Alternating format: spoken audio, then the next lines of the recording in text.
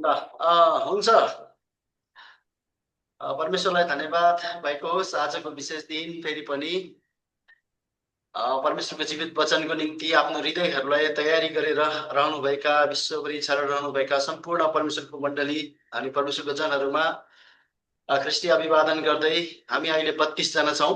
Five मिनिस्ट्रीको यो zoom सङ्गतिमा एकदमै हामी प्रभुलाई धन्यवाद दिन चाहन्छु र आउनुहोस् हामी आजको वचनलाई ढिलो नगरिकन वचन सङ्ग्रह 133बाट हामी आजको वचनबाट कुराकानी गर्नेछौँ। यहाँ यसरी लेखेको छ, दाजुभाइहरूको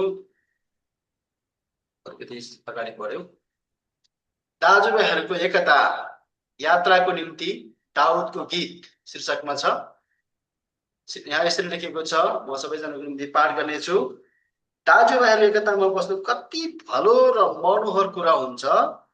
यो त शिरमा लगाइएको मूल्यवान तेल जस्तो हुन्छ, जो हारुनको दारीसम्म बगी आउँछ, जो तिनका पोसाकको कठालोसम्मै बगेर जान्छ।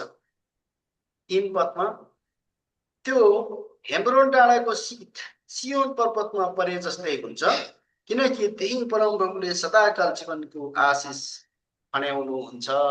आमेन। आजको वचनको पढाइबाट हामी सम्पूर्णजनालाई परमेश्वरले आशिष दिनुभएको होस्। म फेरि पनि तपाईँहरूलाई आग्रह गर्न चाहन्छु, तपाईँहरूले मेरो आवाज सुन्नु भएन भने तपाईँले हात दिनु होला, आवाज गर्नु होला, चुप लागेर नबस्नु होला, किनभने एकदमै महत्त्वपूर्ण हामी छौँ, समयमा छौँ। आजको वचनको शीर्षक रहेको छ, दाजुभाइ बिचको एकता भलो र मनोहर। अनि दिदीबहिनीहरूले सोच्नु होला फेरि, आजको वचन त विशेष गरी दाजुभाइको लागि मात्र रहेछ भन्ने नसोच्नु होला।